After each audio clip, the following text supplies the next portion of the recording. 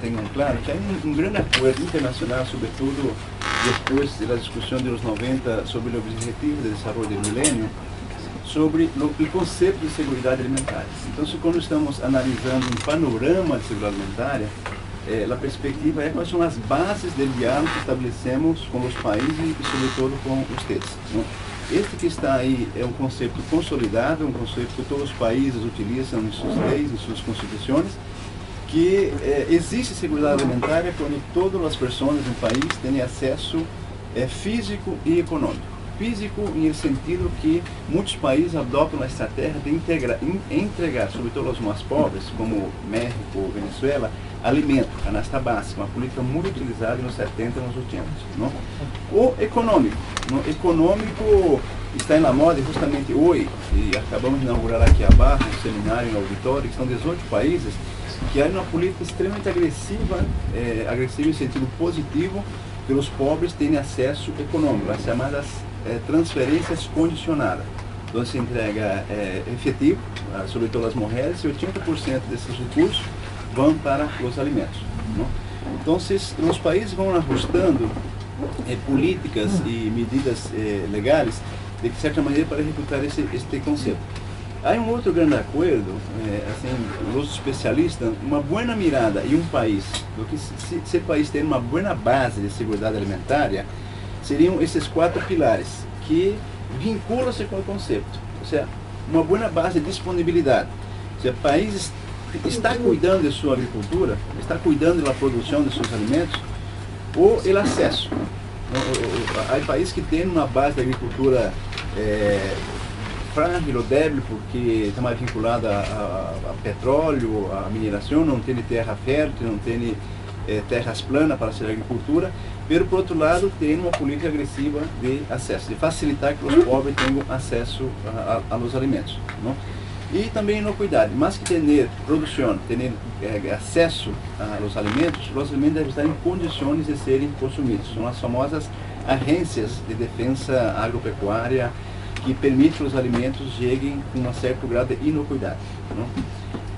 Há uma grande discussão hoje, inclusive, que Chile é uma referência de medidas legais sobre controlar a qualidade dos alimentos, sacando alguns alimentos, os mexicanos chamam de chatarra, mas são alimentos muito carregados em energéticos e alguns micronutrientes, sobretudo nas cantinas escolares.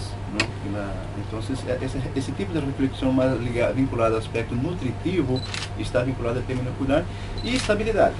Sobretudo depois de 2008 e 2009, ao largo do tempo, dos 12 meses do ano, esteja permanentemente a população tendo acesso a esses alimentos. Não?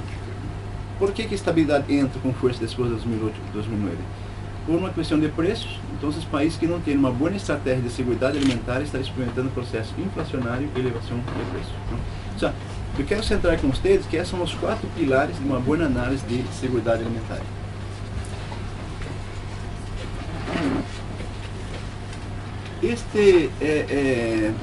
Deixa eu dar um outro passo assim atrás com vocês que é importante para analisar o diálogo. O Objetivo de Desenvolvimento do Milênio arrastra o Objetivo 1, que é a erradicação da pobreza e da hambre, 3 grandes conceitos e 3 grandes agências das Nações Unidas que abastecem indicadores desses 3 grandes conceitos. Um deles é o tema de subnutrição, que é este dado que FAO alimenta o sistema das Nações Unidas.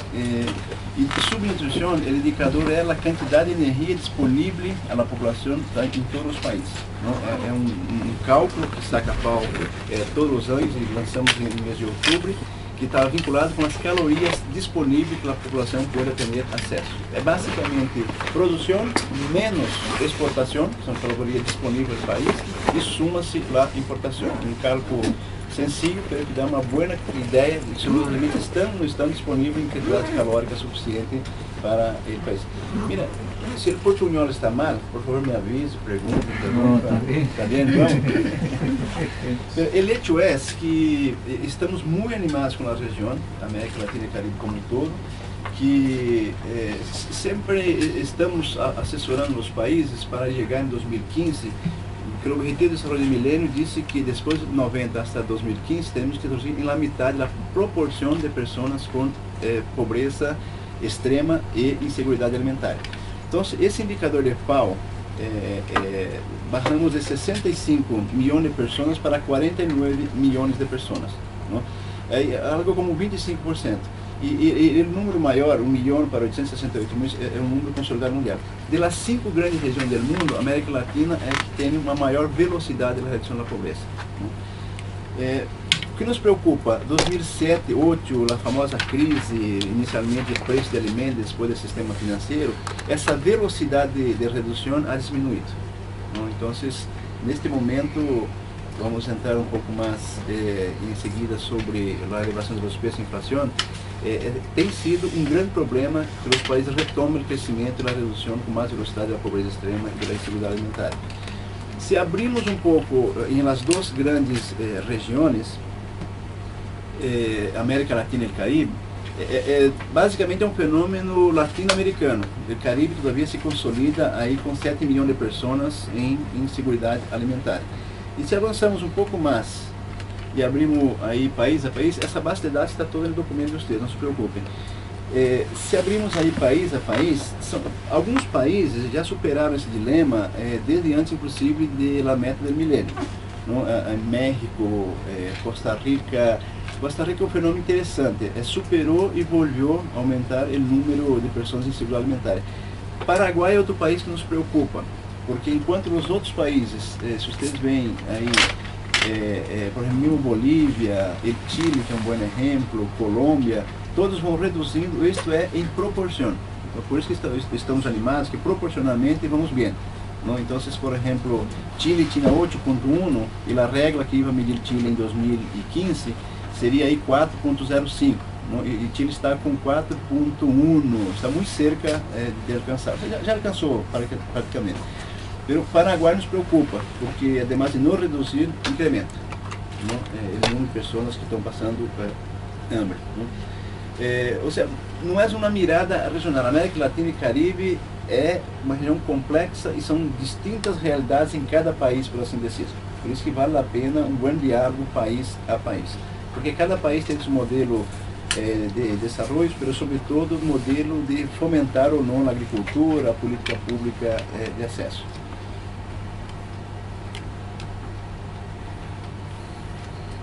Estou levando um show aqui do Rafancito. Aí vai.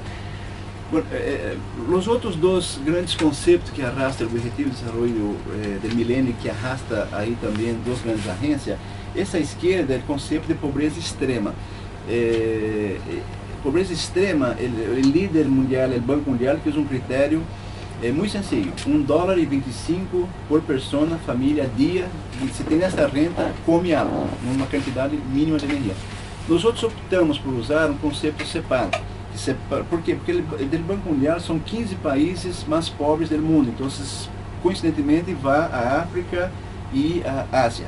E toma apenas 2 países na região dos 33 países. Então optamos por CEPAL, porque CEPAL usa um conceito de canasta básica calórica e proteica dos respectivos países, é um conceito mais ajustado. Então, por isso que usamos o termo conceito de pobreza. Então, se essa canasta tem um monto aí de $2-3 por país, aí arma este mapa. Não? Então, o custo da canasta de dólar de 2008 que se aplica aí em todos os países. Então dá uma ideia. E de la direita o tema, outro conceito importante, que é desnutrição. Subnutrição é de FAO, desnutrição é de OPS, OMS e pobreza extrema, CEPAL. Então, desnutrição, o que está dizendo OPS e OPS, Organização Pan-Americana de Saúde, e OMS, Organização Mundial de Saúde, que ninhos em desnutrição crônica abaixo de 5 anos. Por que a niñez é importante nessa análise de segurança alimentar? Porque o ciclo vital dos seres humanos, mulher embaraçada e niñez, que está em forma, um corpo feminino com outro corpo adentro em processo de desenvolvimento, é uma outra estratégia de abordagem para o tema segurança alimentar. Então, a OPS sempre chama a atenção que ninho mal alimentado ou desnutrido até os 5 anos tem um grande preço no futuro, sobretudo no tema das conexões neuronais que não se formam adequadamente, e são cidadãos que têm problema depois para manter-se na escola, processar informação e chegar ao mercado de trabalho. Há um livro muito bueno em CEPAL chamado O Costo da Pobreza. Não? Por supuesto que hasta los 21 años se puede revertir situación, volvendo com a alimentação, pelo futuro já está comprometido.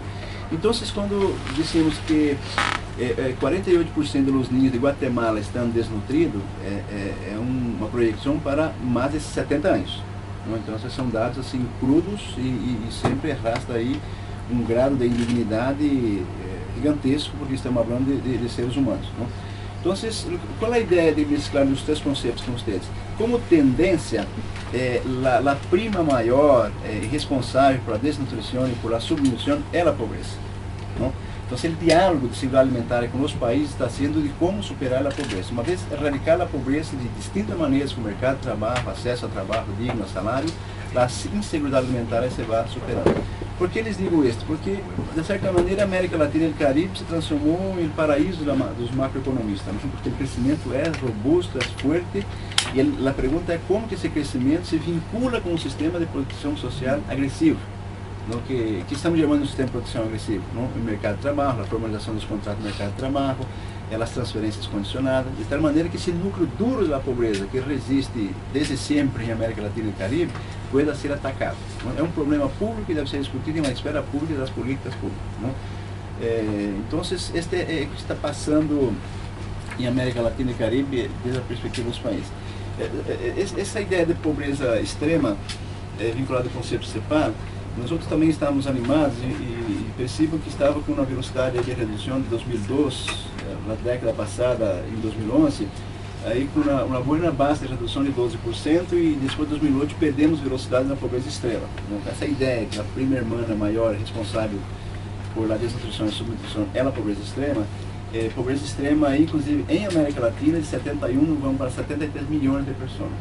Aqui há uma boa teoria de nosso amigo Rodrigo Rivera, teoria assim que está comprovado pelos números, que o efeito da alça dos preços, o aumento dos preços dos alimentos, com o conceito CEPAL, que é canastra, os pobres têm dificuldade de comprar a mesma quantidade de alimentos, necessitam mais plata para comprar a mesma quantidade de alimentos.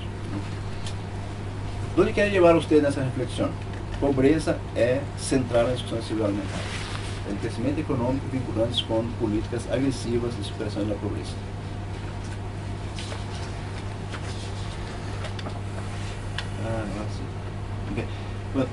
O outro lado da moneda, do crescimento econômico e dos sucessos que os países têm tenido, é um dado preocupante, é o tema da obesidade.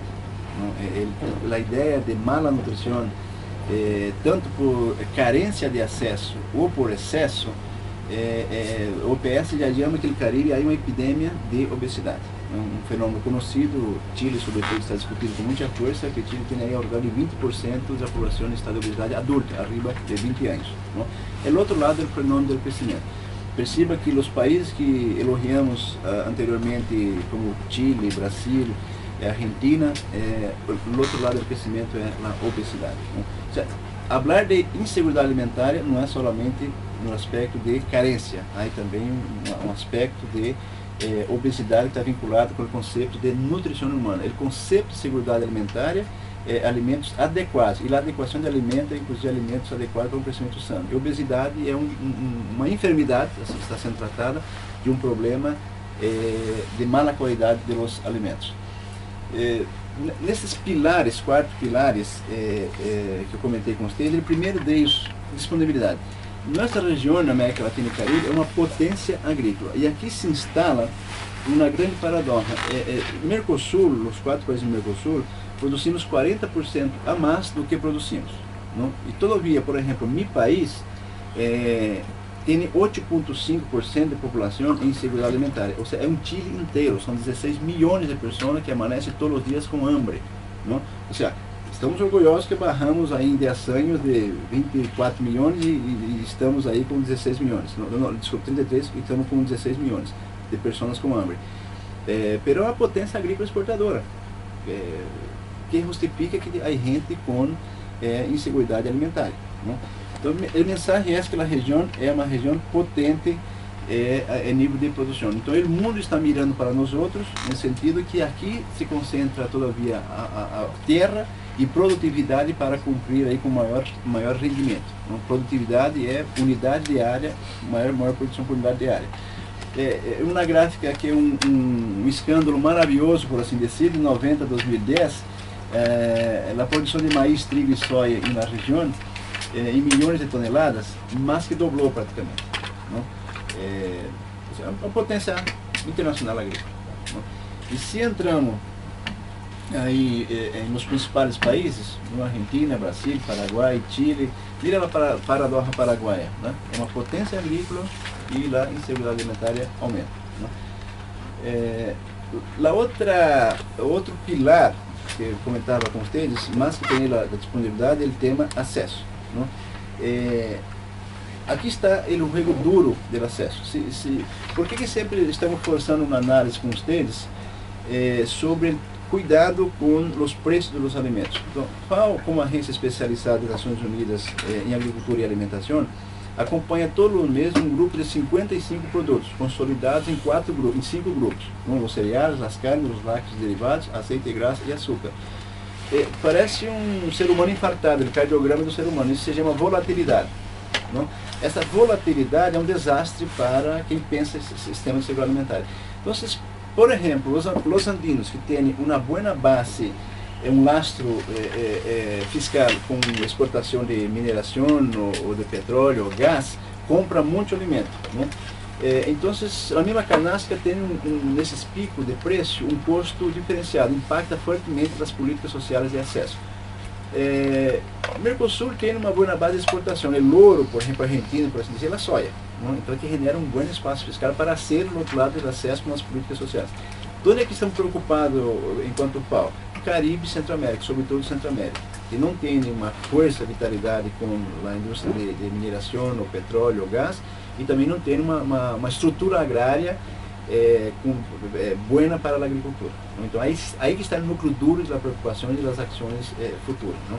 Bom, então, se o país é importador, não? Esta gráfica aí é preocupante para um país que importa. Bom, aí outras discussões que estamos levando com vocês nos últimos 3 anos, que a volatilidade tem muito a ver com alguns fenômenos, câmbio climático. Esta mirada aqui recente da sequia nos Estados Unidos, estamos parando aqui em agosto, não? Os cereais, porque a sequia foi a soja e maíz, aqui já há um pico, ou seja, está ajustado produção e consumo. Não? Ou esta gráfica enlouquecida de arriba, não? Aqui que está o açúcar, não? Toda essa discussão que os Estados Unidos pensa usar alimento em maíz, sobretudo, em etanol, não? Arrasta alimento na discussão de biocombustível. Ou o caso brasileiro, colombiano, que usa a cana-de-açúcar, que produz açúcar, agora se vuelve para produzir etanol, não? Que indexa o subir o preço do petróleo, que etanol acompanha a volatilidade do preço do petróleo a nível mundial. Então, as coisas se conectaram depois de 2008. A análise está mais sofisticada. O mercado de alimentos está conectado hoje a um grande mercado de commodities. Não? Então, por isso que os países têm que ter mais claro qual a estrutura de segurança alimentar para o país. Não está fácil armar política pública hoje de segurança alimentar. A conjuntura é muito complexa, por câmbio climático, que saiu uma reportagem semana passada que vai aumentar 4 graus Celsius no mundo em 2050, a sequia que mais presente, daí já que chegou um fenômeno climático e também os mercados de alimentos estão vinculados a um mercado financeiro, inclusive. Aumento de preço se habla de inflação, é uma situação distinta. Em 73, 82, sempre há uns picos de inflação nos alimentos, mas agora a novidade é que se tornou permanente a discussão inflacionária em alimentos, que não é comum, porque agora se tornou um problema de política monetária e fiscal. Essa discussão está dentro dos ministérios da Economia e Hacienda. Quem está falando sobre alimentos hoje não é mais ministro da Agricultura ou Desenvolvimento Social, são ministros de Economia, não? Porque aqui é um problema inflacionário. O que comentava com vocês, esta maravilha que se tornou economicamente os grandes números de América Latina, não? Aí estão dados de CEPAL, uma região não é normal no mundo, o crescimento econômico com tanto vigor e tanta força. E se vocês perguntaram, nessa discussão de acesso, também o diagnóstico, pero como é que os pobres, no núcleo duro da pobreza, os países estão preparando uma arquitetura de política de pobre por a comer? As 4 políticas que eu diria hoje, a partir de um histórico de FAO, que o núcleo duro da pobreza está acessando, de alguma maneira, alimento para alguma política, outra vez, não há uma política que um governo que diz, eu tenho uma política de segurança alimentar. Não existe a política. Existe uma arquitetura de política que protege os pobres. Se chama sistema de proteção social. Então, dentro uma perspectiva, uma arquitetura de política focalizada no núcleo duro da pobreza, que o pobre tem acesso e pode sair da pobreza e entrar no circuito de mobilidade social com esses dados da macroeconomia que viram anterior, eu pulso 4 para ser reflexionado. Para mim, lá que tem mais capilaridade, que chega no núcleo da pobreza, esta gráfica aqui de transferência condicionada, a gráfica de arriba. Dos 590 milhões de latino-americanos e caribenhos, hoje por hoje, 118 mil no núcleo da pobreza tem algum efeito sobre a transferência condicionada. Sobretudo as mulheres. As mulheres recebem 30, 40 dólares e 80% se transforma em alimentos. O que é de interessante aqui? Que são transferências condicionadas. Eu entrego desde que cumpra com a condicionalidade que esteja na escola dos ninhos, a mulher embaraçada esteja vinculada no sistema de saúde. Então, vuelve sobre a estrutura pública uma preocupação com o sistema de saúde e educação, porque isso dá uma perspectiva de mobilidade social. Os pobres vinculando o sistema de educação com o sistema de saúde, toda sair a famosa porta de saída e políticas assistenciais caracterizadas como essa. 18 países usam essa estratégia. Cambia o nome. Nicarágua, Bolívia, chama-se Juancito Pinto, em Brasil, Bolsa Família, Argentina, Jefes del Hogar, México, Oportunidade, pela ideia lá mesmo, entregar plata para o núcleo da pobreza. Uma segunda, esta de abaixo aqui, alimentação escolar. Na escola, neste momento, por exemplo, como um espaço respeitado institucionalmente por todos nós, nossos filhos estão numa escola nesse momento, não? E allá estão comendo algo. Todos os países entregam algum tipo de alimento.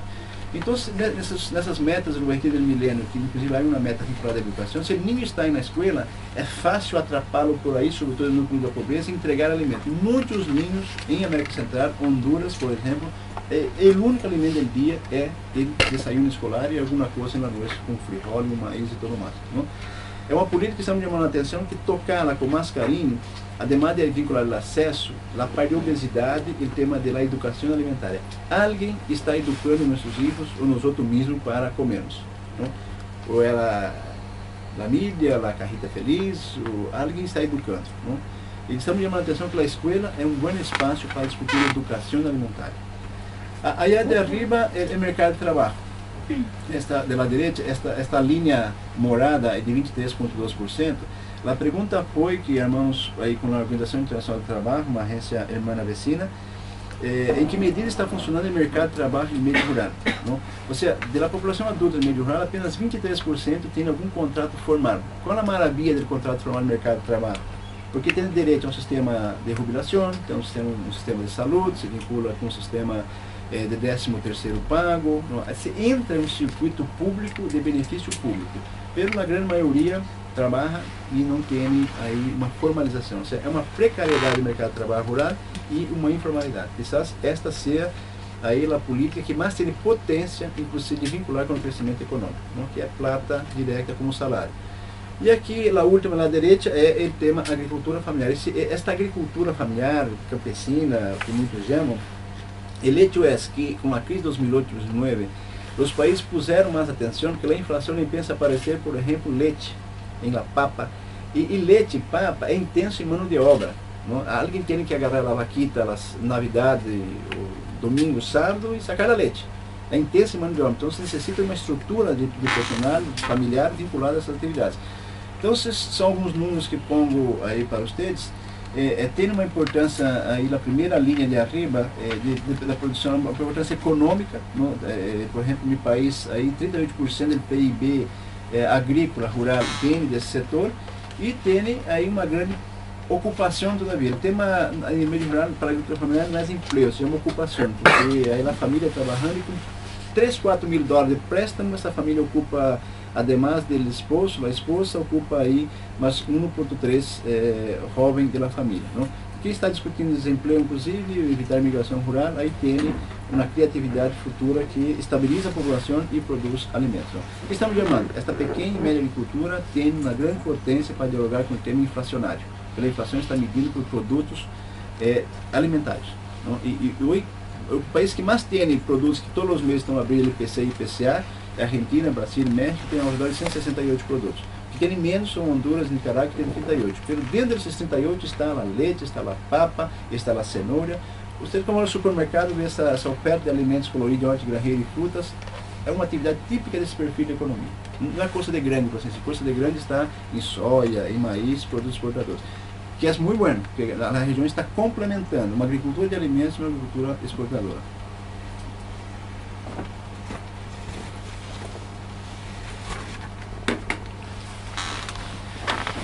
Por fim, a parte de comércio, por que estamos chamando a parte de comércio?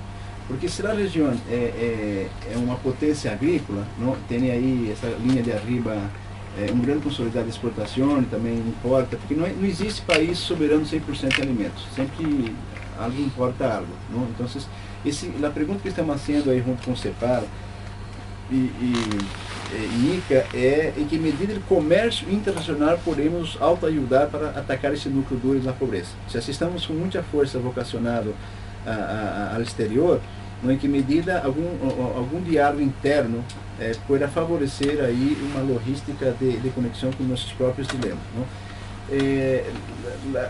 Mira a potência agrícola como importante para a administração pública e a contabilidade pública. Aqui é a generação neta de ingressos de divisas do comércio agroalimentar da América Latina e Caribe. Essa coisa gráfica, eu sei que vocês periodistas não me gostam muito, mas é muito sencilla a fórmula aí. A pergunta foi em que medida países exportadores como a Argentina, em que medida, se uma contabilidade muito sencilla no comércio agroalimentário que importa e o que exporta, sobre consolidado, importação e exportação, qual a liquidez do comércio alimentar para a importância do país. Não? A Argentina 91%, o Paraguai aí quase com 70%, que genera superávit comercial e comércio agroalimentar. Ou seja, por isso que eu chamei que a soja argentina, o maíz argentino é o ouro, o petróleo, o gás, podia dizer, do Mercosul. Não?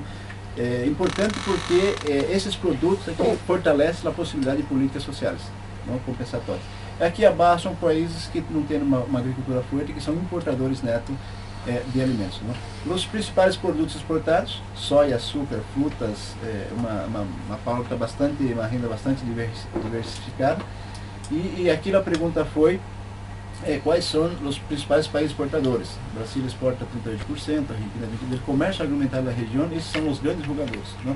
Chile aparece uma 7%, um número bastante significativo do ano.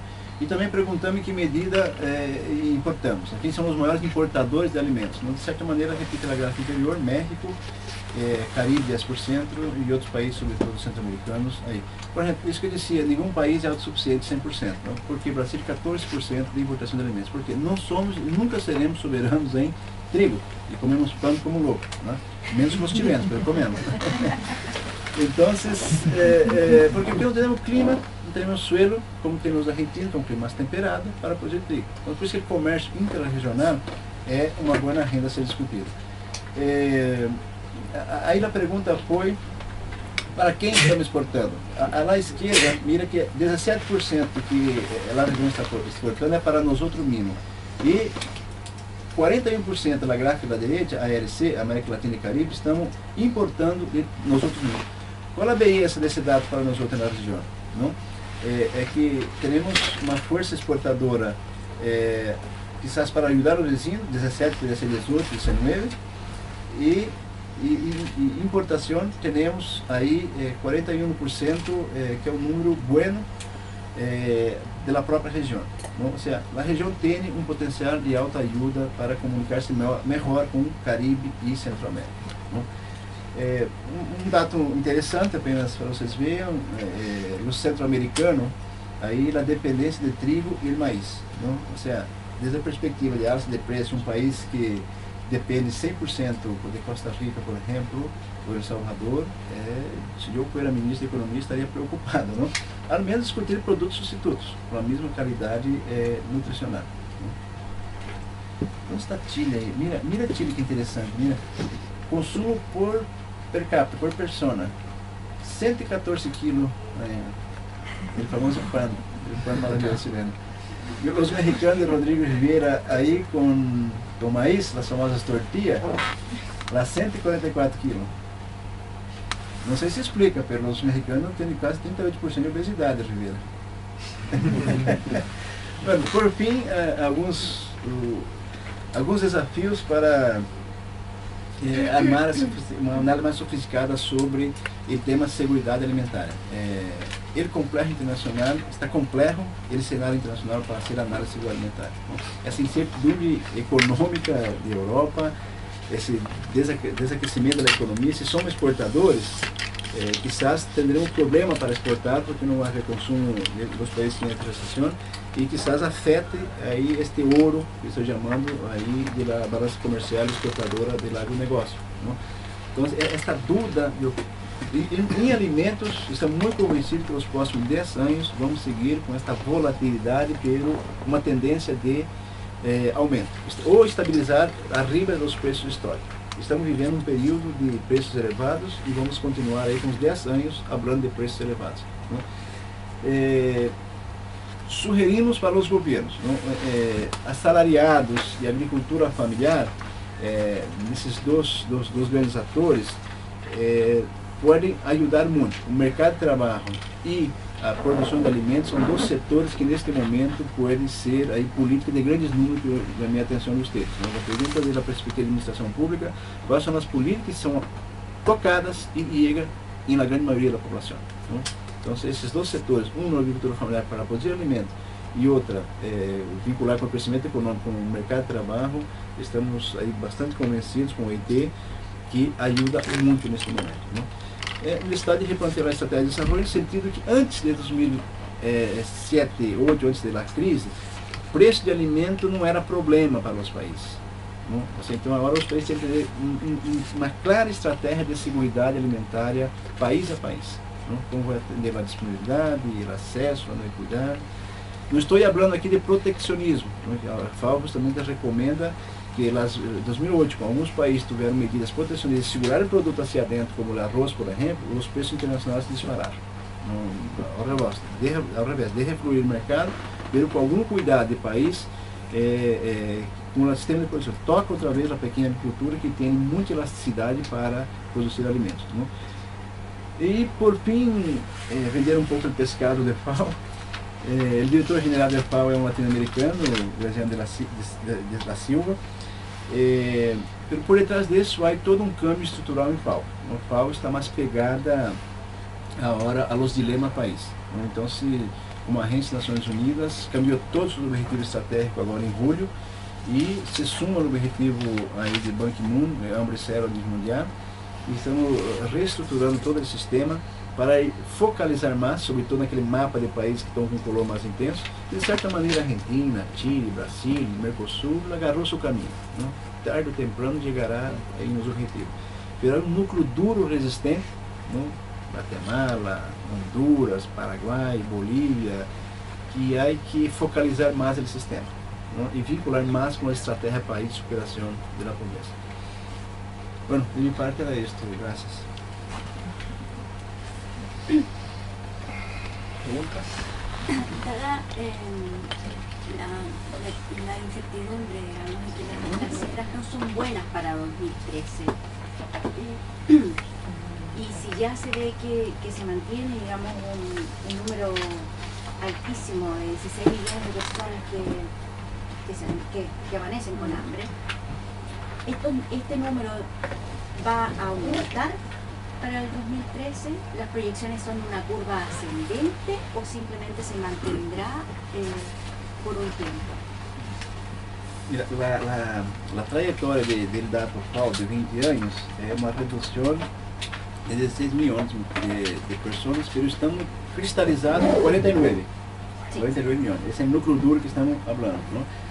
CEPAL ha llamado a atenção um dado de pobreza extrema, por isso que vendi a ideia de ser a primeira irmã maior responsável pela pobreza extrema.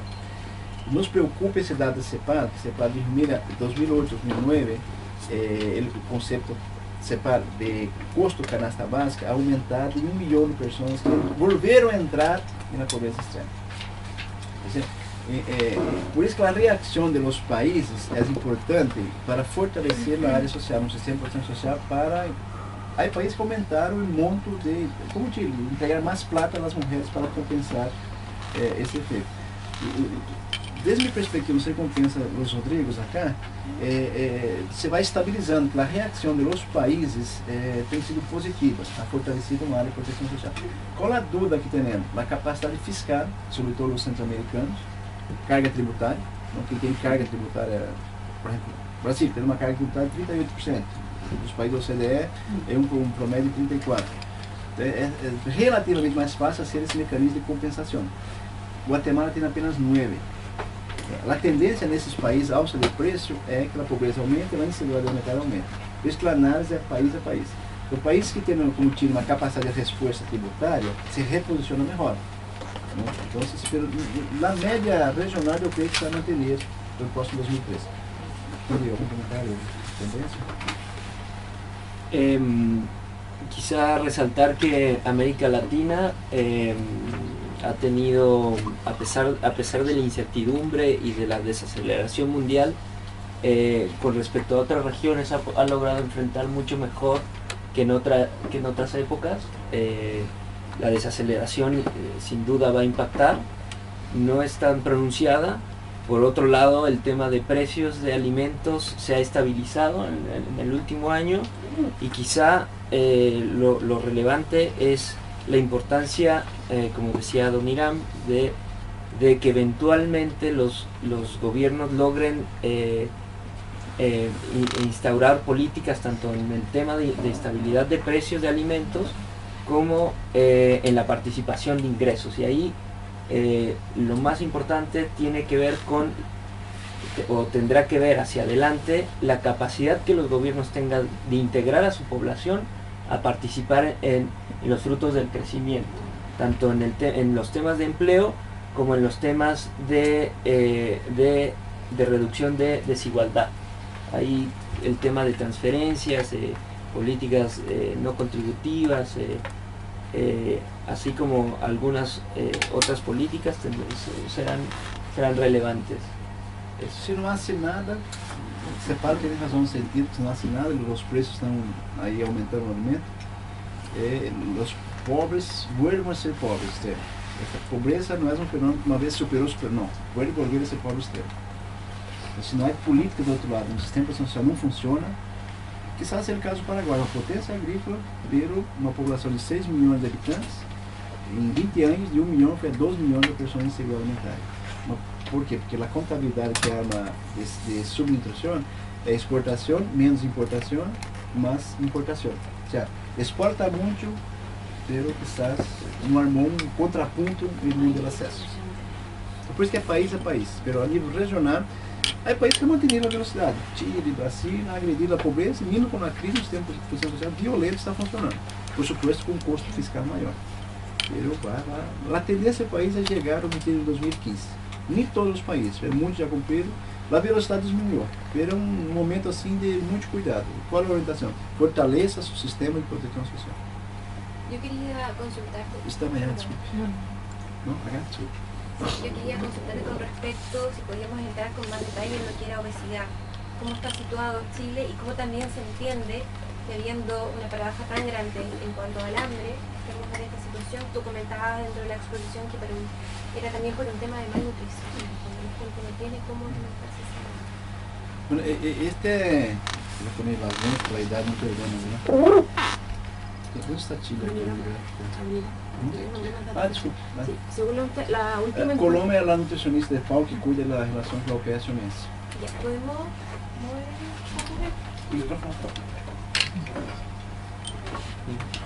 Con respecto a la obesidad, según la última encuesta nacional que se realizó en 2009-2010, 67% de la población chilena mayores de 15 años tienen exceso de peso. Os países que não têm uma boa estratégia de segurança alimentar estão experimentando processo inflacionário e elevação de preços. Então, eu quero centrar com vocês que esses são os 4 pilares de uma boa análise de segurança alimentar.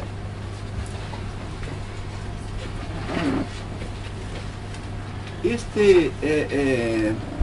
eu dar um outro passo hacia atrás com vocês que é importante para harmonizar o diálogo. El Objetivo de Desarrollo del Milenio arrastra el Objetivo 1, que es la erradicación de la pobreza y de la hambre, 3 grandes conceptos e 3 grandes agências das Nações Unidas que abastecem indicadores esses 3 grandes conceitos. Um deles é o tema de subnutrição, que é este dado que FAO alimenta o sistema das Nações Unidas. E subnutrição, o indicador é a quantidade de energia disponível à população em todos os países. É um cálculo que saca FAO todos os anos, e lançamos no mês de outubro, que está vinculado com as calorias disponíveis que a população pode ter acesso. É basicamente produção menos exportação. Tenham claro que há um grande acordo internacional, sobretudo depois da discussão dos 90 sobre o Objetivo de Desenvolvimento do Milênio, sobre o conceito de segurança alimentar. Então, quando estamos analisando um panorama de segurança alimentar, a perspectiva é quais são as bases do diálogo que estabelecemos com os países e, sobretudo, com vocês. Este que está aí é um conceito consolidado, um conceito que todos os países utilizam em suas leis, em suas constituições, que existe segurança alimentar quando todas as pessoas no país têm acesso físico e econômico. Físico, em sentido que muitos países adotam a estratégia de entregar, sobretudo aos mais pobres, como México, Venezuela, alimento, canasta básica, uma política muito utilizada nos 70 e nos 80. Não? O econômico. O econômico está na moda justamente hoje, e acabamos de inaugurar aqui abaixo um seminário em auditório, que são 18 países, que há uma política extremamente agressiva, agressiva em sentido positivo, que os pobres têm acesso econômico, as chamadas transferências condicionadas. Então se entrega efetivo, sobretudo às mulheres, e 80% desses recursos vão para os alimentos. Não? Então, os países vão ajustando políticas e medidas legais, de certa maneira, para executar este conceito. Há um outro grande acordo, os especialistas, uma boa mirada em um país, do que se esse país tem uma boa base de segurança alimentar, seriam esses 4 pilares, que vinculam-se com o conceito. Ou seja, uma boa base de disponibilidade. Ou seja, o país está cuidando de sua agricultura, está cuidando da produção de seus alimentos, ou o acesso. Há países que têm uma base de agricultura frágil ou débil, porque está mais vinculada a petróleo, a mineração, não tem terra fértil, não tem terras planas para ser agricultura, mas por outro lado tem uma política agressiva de acesso, de facilitar que os pobres tenham acesso aos alimentos. Não? A caloria disponível no país e suma-se a importação. Um cálculo sencillo, pero que dá uma boa ideia de que os alimentos estão ou não estão disponíveis em quantidade calórica suficiente para o país. Mira, se o portunhol está mal, por favor me avise, pergunte, está bem? O hecho é que estamos muito animados com a região, América Latina e Caribe como um todo, que sempre estamos assessorando os países para chegar em 2015, que o Objetivo de Desenvolvimento do Milênio disse que depois de 90 até 2015 temos que reduzir em la metade a proporção de pessoas com pobreza extrema e inseguridade alimentar. Então, esse indicador de FAO, bajamos de 65 milhões de pessoas para 49 milhões de pessoas. Não? É algo como 25%. E o número maior, 1 milhão para 868 mil, é um número consolidado mundial. De las 5 grandes regiões do mundo, a América Latina é que tem uma maior velocidade na redução da pobreza. E também inocuidade, mais que ter produção, ter acesso aos alimentos, os alimentos devem estar em condições de serem consumidos. São as famosas agências de defesa agropecuária que permitem que os alimentos cheguem com um certo grau de inocuidade. Não? Há uma grande discussão hoje, inclusive que Chile é uma referência de medidas legais sobre controlar a qualidade dos alimentos, sacando alguns alimentos, os mexicanos chamam de chatarra, mas são alimentos muito carregados em energéticos e alguns micronutrientes, sobretudo nas cantinas escolares. Então, esse tipo de reflexão mais vinculada ao aspecto nutritivo está vinculado a tema de cuidar e estabilidade. Sobretudo depois de 2008 e 2009, ao longo do tempo, dos 12 meses do ano, esteja permanentemente a população tendo acesso a esses alimentos. Não? Por que a estabilidade entra com força depois de 2008 e 2009? Por uma questão de preços.